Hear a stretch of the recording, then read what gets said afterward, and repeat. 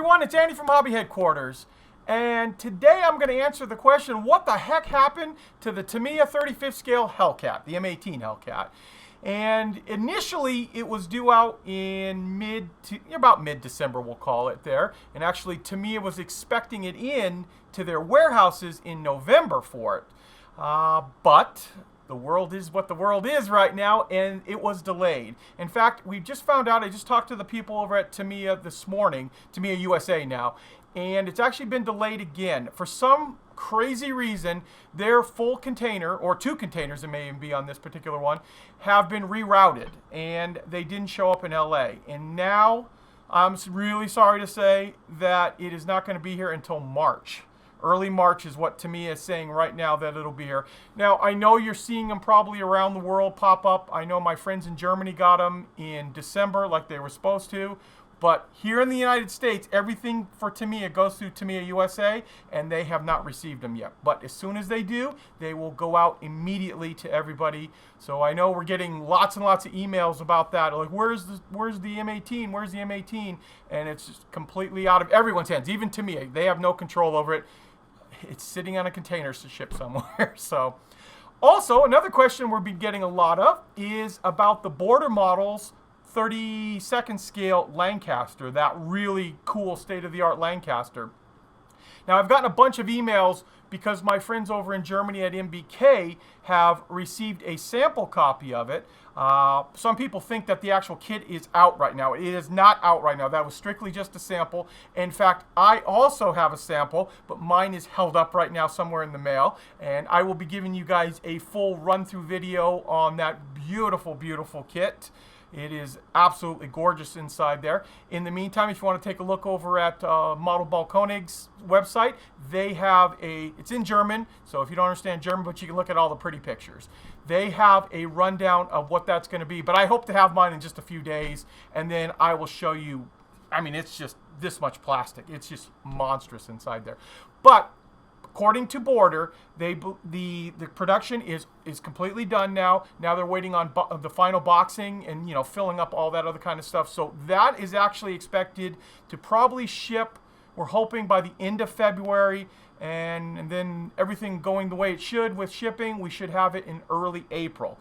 Now, once again, these are all just tentative dates, no guarantees on anything because shipping is just messed up in the world right now. Even after Chinese New Year, things are still very, very slow, but we're hoping they're going to start to pick up speed a little bit now. So, and that is also true for the Border 35th scale Stug with full interior. That one has been delayed slightly, and we're hoping that will probably be coming with the Lancaster.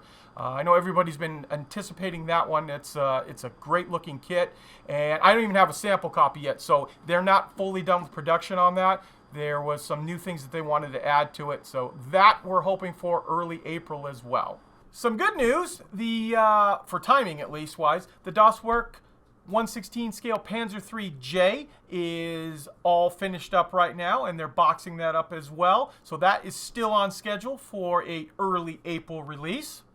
And keeping up with good news, I started a little bit more on the tank factory today. Now, early this morning, I put up a new video of the very first building for that tank factory, and I painted that up and showed you guys how to do the brick. So if you haven't seen that, go ahead and look back in the channel there. You'll see it. It's pretty cool. It's going together wonderfully. And I started gluing together the second building, the big massive building like this, and I had a cool idea. So I had to break it all apart before the glue totally set up, and I'm going to combine a couple of buildings. But I'm going to let the video that'll probably be out tomorrow or the next day talk about that. And I want to get your guys' opinion on it. It's pretty cool, and I think it's going to add a lot more to the whole structure. Plus, also, I started looking a little bit more with RT Diorama, the company that makes that diorama. They do have some rail stuff that we are going to order up and possibly be able to add on to that. So this diorama is growing and growing as we speak. And I've also been assured we are going to start carrying RT Diorama here in the United States. It's going to be a couple months out because it just takes so long to get over here, and it has to come by sea freight because it's very heavy stuff and costs a lot to try to air freight something like that. But we'll have all their little accessories plus all of their ceramic diorama pieces as well, or most of them, I should say. And one other quick update too on the Tamiya Centurion, the 16 scale RC tank that I'm building. I was actually going to start building that this morning, and then I realized I don't have the radio yet for that. The radio is on back order and it's due soon, so I'm going to hold that off for maybe a week just until I get the radio, because I want to have everything together when I start that project. No use getting, you know, halfway into it and they go, oh, I got to stop now because I don't have the radio or the parts that go for whatever's going to happen. So we're just going to hold off a little bit on that one, but I got plenty to work on with the tank factory anyway. So, and one more quick thing, I've been watching a YouTube channel that I want to recommend to you guys.